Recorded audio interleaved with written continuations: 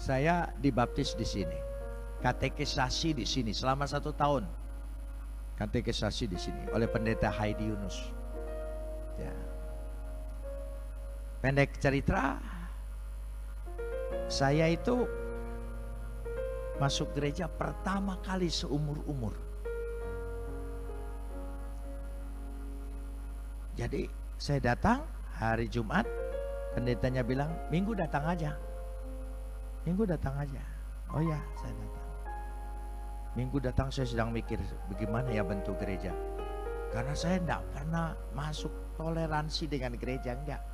Kalau lewat depan gereja, saya mukanya buang ke tempat lain. Saya enggak mau lihat ini. Sebab 40 hari berkatku hilang, saudara. Jadi saya enggak mau lihat. Saya jalan gitu. Dulu kan di Palembang kalau yang jual mie pangsit itu kan pakai gerobak itu asapnya sampai keluar. Oh, saya tahan napas. Gitu. Tahan napas jangan sampai ke isap binang. Padahal kalau sudah tahu sekarang lemak nian.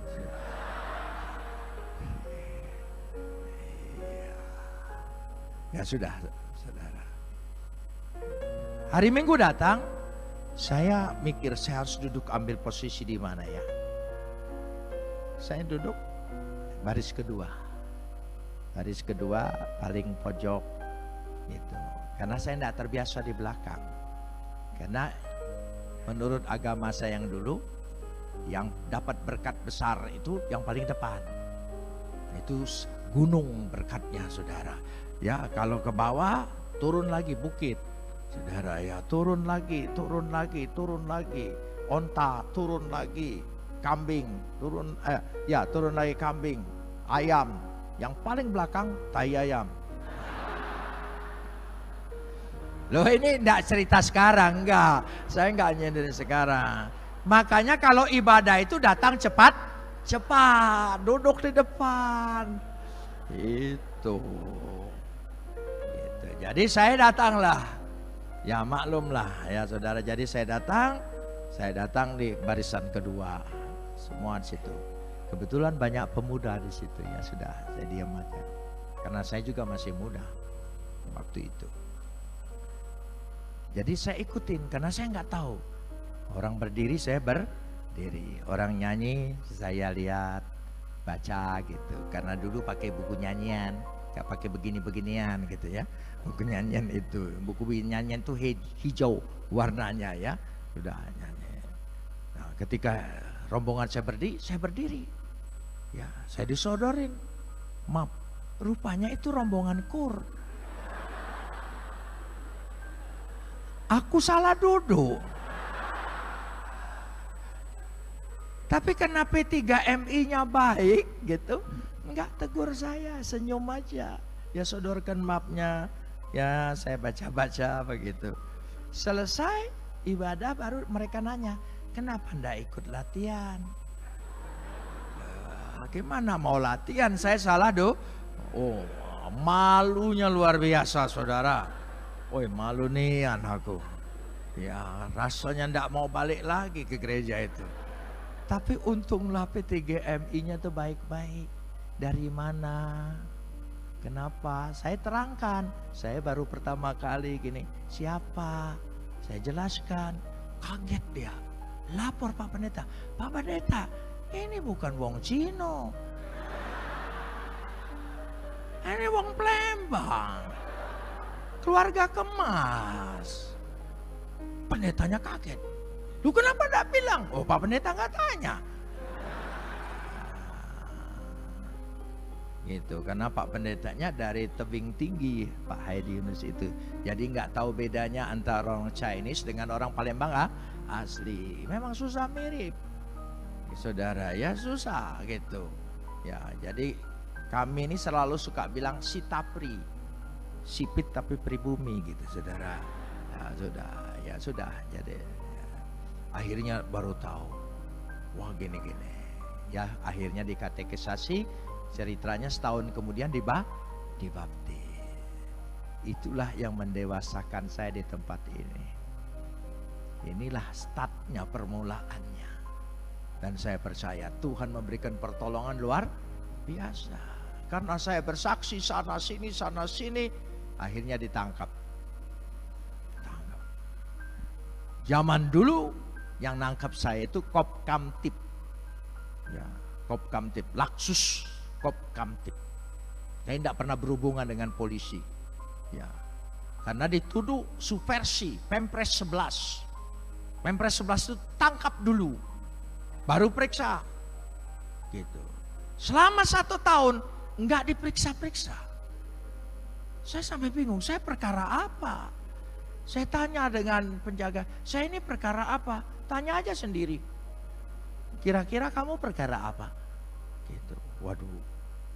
Sementara teman-teman yang ditangkap di sana sudah 13 tahun, 15 tahun, yang dituduh Orde Lama, yang dituduh PKI dan sebagainya. Waduh, saya bingung sendiri, saudara. Tahun kedua baru diperiksa. Setelah ditanya, ternyata saya ditanya nih, apa sebab jadi Kristen? Apa sebab jadi Kristen? Hanya itu. Ya saya terangkan, karena baca Alkitab. Baca Alkitab yang mana? Yohanes 1 ayat 1. Pada mulanya adalah firman, firman itu bersama-sama dengan Tuhan, firman itu adalah Tuhan. Ayat 14, firman itu menjadi manusia dan tinggal di antara kita. Ayat 18, tidak seorang pun pernah melihat Bapa kecuali anak yang ada di pangkuan Bapa, dialah yang menyatakannya. Berarti dalam diri anaknya semua pernyataan Bapa ada. Kasihnya, kemauannya, kedaulatannya, kehendaknya. Lengkap, sempurna hanya dalam satu pribadi, Yesus. Saya terangkan salah satu tim, anggota tim. Mana ayatnya? Ya tunjukkan ayatnya. Yohanes 1 ayat. Dia baca. Setelah baca, dia nanya saya nggak jadi Kristen. Loh, kamu bilang kamu baca ayat ini langsung jadi Kristen. Sekarang saya baca ayat ini, saya tidak jadi Kristen. Jawab yang benar, masuk akal. Oh, dia marah-marah. Gitu. Lalu saya jawab, ada bedanya Pak. Apa bedanya? Saya dipilih, Bapak tidak. Oh, iya. Saudara, kalau kita percaya Yesus, itu bukan kekuatan kita. Itu semata-mata anugerah, karunia Tuhan telah hampiri kepada kita. Amin. Hormati itu. Siapa kita? Tidak beda dari manusia yang lain. Tapi ada kasih karunia Tuhan, sehingga kita bisa percaya, apalagi bisa beribadah, bisa berbakti. Amin. Padahal iman kita ini harus diakui naik turun. Kalau sudah lapar makan juga, Bapak di surga terima kasih. Aminnya itu sampai amin. Tapi kalau sudah banyak penderitaan, bergumul. Ayat-ayat Alkitab kita coret-coretin, tanda-tandain. Tapi yang ditandain yang bagus-bagus saja. Mintalah apa saja yang kau kehendaki, aku akan beri. Oh, tandain. Serahkanlah segala khawatirmu, tandain. Tapi tidak ada yang nandain. Celakalah kamu yang munafik. Gak ada, saudara. Kita tandain yang senang senang. Tidak, firman Tuhan itu utuh. Dia membersihkan diri kita, menguduskan kita, mengajar kita, mendewasan kita, mendidik kita. Oh, luar biasa. Dari situ letaknya. Lanjutkan di sini. Dia mengangkat aku. Akhirnya ayat yang keempat apa? Dia memberikan nyanyian baru dalam mulutku untuk memuji Tuhan kita. Dulu mulut kita keluh kesah. Mulut kita keluar yang tidak baik. Ya. Apalagi kita ini seringkali suka salah. Katakanlah yang baik-baik dalam diri kita. Amin. Ya. Saya ini sudah umur 73. Baru umur 73. Baru umur 73. Saya kalau ulang tahun tidak pernah bilang sudah. Sudah, itu tandanya selesai, saudara. Sudah. Jadi setiap ulang tahun coba katakan apa? Baru. Jadi cadangannya banyak. Kalau baru. Tapi kalau sudah, seolah-olah ya, coba katakan sesuatu yang baik dalam diri kita. Kita lain, kita sering mengutukin diri kita. Kalau pas ketipu orang, kita pukul kepala kita. Sialan. Loh, kenapa sialan ke sini? Bilang sialan di situ. Saudara.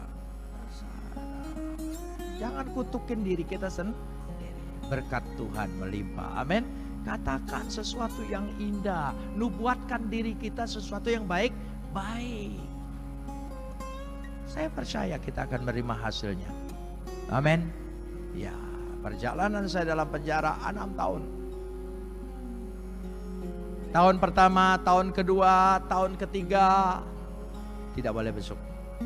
Keluarga saya tidak tahu saya masih hidup atau sudah mati, ditahan di mana. Oh, zaman dulu begitu. Sekarang hukum sudah baik, sangat baik. Kalau dulu tangkap dulu baru periksa. Kalau sekarang periksa terus gak ditangkap-tangkap. Saudara ya, sekarang sudah jauh lebih baik, tak apa-apa.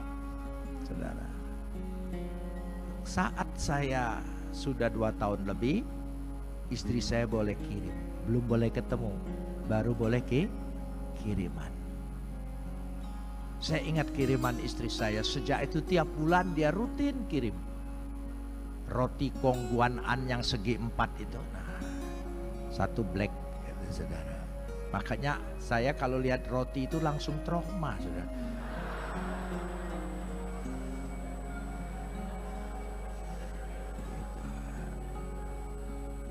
Sabun mandi Kamai 1 waktu itu. Odol Pepsodent gitu. Sudah beberapa perlengkapan lain. Ya sudah, selalu. Saudara 2 tahun lebih enggak pernah pakai odol. Enggak pernah pakai odol. Sikat gigi itu udah mencong sana, mencong sini, sudah mengot sana, mengot sini, sudah. Wah, sudah dapat sikat gigi baru, dapat odol. Itu teman-teman dalam penjara minta semua. Ya, itu rasanya enggak mau kumur-kumur. Sayang gitu dengan rasa. Waduh. Istri saya pikir karena cukup besar kan, cukup. Dia enggak tahu dipakai rame-rame. Dan untung Pepsodent zaman dulu bisa dibuka buntutnya sampai bisa dikorek-korek kan. Saudara, sudah tiba-tiba habis dan saya berdoa. Saya doa dengan Tuhan, tolong siapa tahu istri saya ingat. Saya doain, saya imanin Tuhan. Siapa tahu istri saya mendadak kirim. Karena waktu besuk dari jam 9 pagi sampai jam 2 di penjara itu. Saya kasih tahu supaya nanti kalau pengalaman udah tahu gitu. Baik, gitu. Dari jam 9 sampai jam 2. Saya iman nih, istri saya kirim. Kan suami istri itu ada kontak. Saya kalau pulang pelayanan di mana-mana, nanti pulang mau makan apa, ndak usah WA. Pasti dia siapin. Ngerti kontak. Makanya bapak-bapak kita tidak bisa nyeleweng kontak di sana itu. Karena waktu menikah kita sudah janji 2 menjadi 1. Kalau saudara tidak mau ketahuan waktu nikah bilang 2 tetap 2. Gitu. Jangan bilang 2 menjadi 1. Ya, kalau 2 menjadi 1, walaupun dia belum punya bukti yang cukup, iya, rasanya sudah ada. Makanya lebih baik jangan, ya. Sudah itu. Saya tidak ngomongin sini. Ini saya ngomongin di Jakarta. Saudara ya, wong sini baik-baik galau lah. Iya, nanti kalau sudah sampai Jakarta baru ngomongin gitu. Nah, udah. Saya berdoa. Sampai jam 2 nama saya tidak dipanggil. Ya sudah. Dari jam 2 sampai jam 5, karena penjara Kalisosok itu di sebelah kantor Kejaksaan Negeri. Saya punya teman baik yang sering berkunjung ke sana, selalu titip uang lewat kejaksaan. Seorang pengacara namanya Adenan Buyung Nasution. Ya, dia abang, ya kami panggil abang. Jadi selalu suka kirim uang 25.000, 20.000, selalu kirim gitu. Dan itu cukup. Jadi mulai dari jam 2 saya doanya berubah. Bang Buyung kirim, Bang Buyung kirim, Bang Buyung kirim, Bang Buyung kirim. Dalam nama Yesus saya mengimani. Saudara. Sudah. Sampai jam 5 kita sudah mandi semua. Apel masuk, dikunci, hitung. Saya bilang 3. Nah, saya kepala kamar karena saking lamanya ditahan. Jadi kalau mau jadi kepala di penjara harus lama-lama ditahan. Gitu saudara, saya kepala kamar. Saya bilang 3, sudah selesai. Gitu. Sudah jam 5 mulai saya doa karena sudah dikunci semua. Mulai saya doa, Tuhan, saya tahu Engkau sibuk. Jadi tidak usah ngurusin odol, urusan kecil. Ya, sudah segitu aja. Jam 7 malam kamar saya dibuka. Ada orang baru masuk, baru ditangkap. Masuk kamar. Dia lirik sana, lirik sini. Karena ada 3 di situ. Ya. Mungkin tampang saya kurang kriminal, jadi dia deketin saya. Dia bilang gini, "Kok boleh enggak saya tidur di sini?" "Oh boleh," saya bilang. Saya pinjemin tikar, saya pinjemin bantal, saya banyak tikar, warisan dari yang bebas-bebas itu. Gitu. Ya itu gunanya kalau ditahan lebih lama, dapat warisan. Ya saudara, ya sudah, saya pinjemin. Lalu dia bawa satu kantong plastik. Dia bilang, "Kok titip ini ya." Gitu. Saya buka, isinya odol. Odol semua. 10 odol. Bukan 1, 10. Saya tanya dia, "Loh, kok kamu isinya odol semua?" Dia sendiri kaget. "Masa iya?" "Iya." "Kenapa?" Saya bilang, waktu ditangkap di toko. Jadi punya toko. Jadi waktu ditangkap gugup. Jadi dia masukin, pikir yang lain odol semua. Lalu dia serahkan saya. Saya di situ belajar, terima kasih Tuhan. Ternyata Engkau mengabulkan doaku, tidak sesuai dengan pikiranku. Pikiran Engkau melebihi dari apa yang ku pikirkan. Itu cara Tuhan. Amin. Cara Tuhan. Jadi saya dapat 10 odol. Istri kirim 1 odol paling. Ini 10. Wah, saya senang sekali. Sikat gigi nggak boleh pinjam. Ya, saya dapat odol banyak. Besok pagi jam 9 orang ini dibon, dipanggil ke kejaksaan, keluar. Ya, sudah. Sampai jam 5 sore apel, dia belum pulang. Lalu penjaga datang ke saya. "Berapa?" 4, 1 di luar, 3 di dalam. "Oh, yang di luar itu hapus saja." "Kenapa?" "Salah tangkap. Namanya sama, orangnya lain. Rupanya hanya untuk kirim." Ya.